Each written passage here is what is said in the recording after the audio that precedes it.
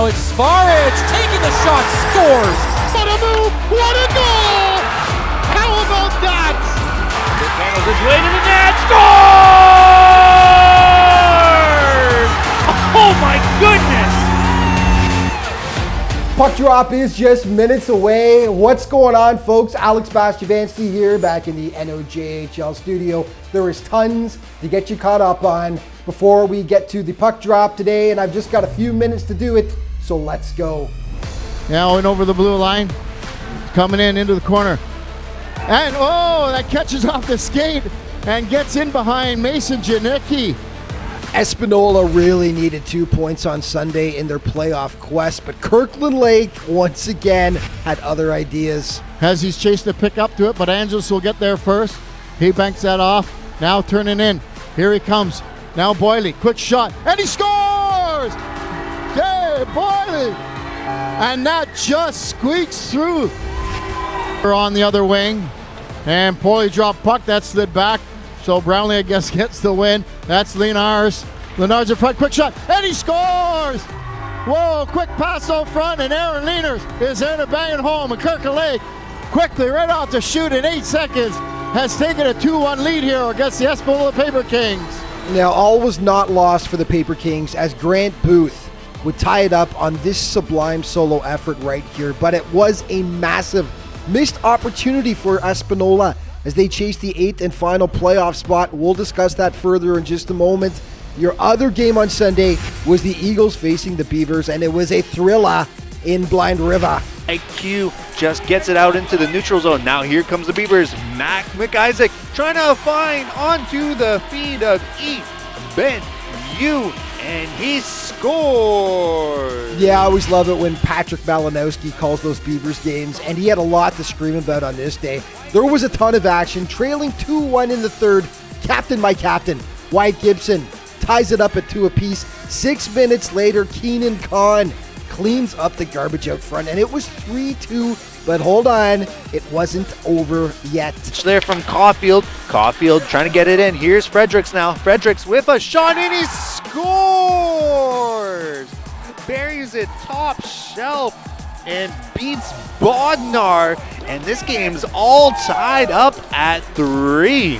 Yeah, this one needed overtime to decide things. Gibbs has it along the hash marks. Here's Gibbs. Tush Sade, and he scores! AJ Sade from the point, and the Beavers win! Yeah, what a fantastic game it was. One more contest to tell you about from Sunday. It didn't count in the standings, but the Timmins Rock held its alumni game for charity. It turned out to be a great contest, actually. Back and forth they went. The alumni managed to stay with them into the third period. The difference was a hat trick scored by Kai Clayton in the final frame that propelled the current team to a 7-4 win. It was all for a good cause. Over 1,000 fans came out to cheer both sides on. Rock alumnus Stuart Parnell commented the fans were cheering just as loudly for both teams' goals. Great event. 3 stars of the week, brought to you, of course, by our friends at BrokerLink, auto, home, and business insurance. BrokerLink, life is confusing. Your insurance shouldn't be. Here they are. Nolan Newton at forward from the Sudbury Cubs. Mason Janicki in goal from Kirkland Lake. And John Adlis from the Iroquois Falls Storm. Let's start things off with Nolan Newton, who's just been tremendous all season for the Cubs, and he was great last week. 5 points, 1 goal, 4 assists in 2 Cubs wins. Adlis had an unbelievable game against Espanola in that big win. He had 4 points, including that beauty of a goal right there. 2 goals, 2 assists in the contest. And Mason Janicki, great week. 1 win and 1 tie, and he racked up a .935 save percentage in the process. Okay, today's games. Sudbury is in Blind River. The last time these teams played, back on February 13th, it was wild. Blind River led 5-1 at one point, but the Cubs stormed back with 8 straight goals to win it 9-6. The Cubs are 3-0 against the Beavers this season. 2 hot teams. There should be some fireworks in this one.